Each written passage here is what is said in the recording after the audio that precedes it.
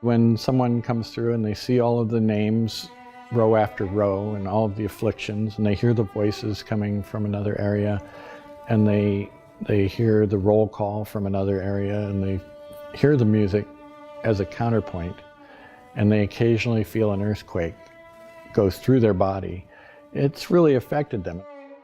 I'm Lynn. I create socio-environmental art. What probably instigated this for me was long before I'd gone back to do my late in life MFA, I was leading an opposition to a liquefied natural gas facility in the Narragansett Bay. And I found that I was able to mobilize entire communities, both states, Massachusetts and Rhode Island, by having talks. And as I really got into this, I learned that there's no clean way to process natural gas. It leaves an effect. It may run cleanly for a while in a car or a bus, but the process in creating it leaves behind all sorts of pollutants that are brought out of the ground. The fracking process itself fractures the actual aquifer and the bedrock and deep below the earth. And for example, now Oklahoma is the largest earthquake state in the country. It's taken over from California.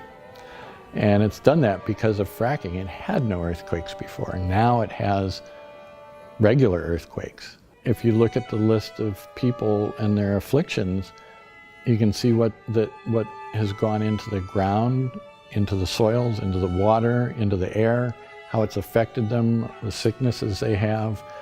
I think it's important that the general public is made aware of these things. And it's meant to travel to communities dealing with fracking and environmental issues.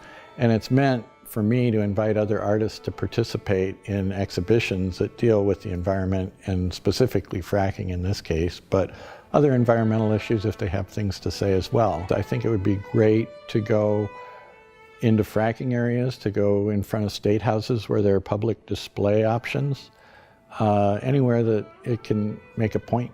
But it's a piece that you put out there and you see what happens. And I've been pleasantly surprised by having hundreds of people come out and say either, I didn't know anything about fracking, I knew nothing about it, and I learned so much, or I knew it was a problem. Now it really drove it home to me. I had someone come out and say, it actually made me weep after I read all the names and I heard the voices, I heard the music, and they said, thank you. That was really gratifying. I felt like I served my purpose in creating this piece.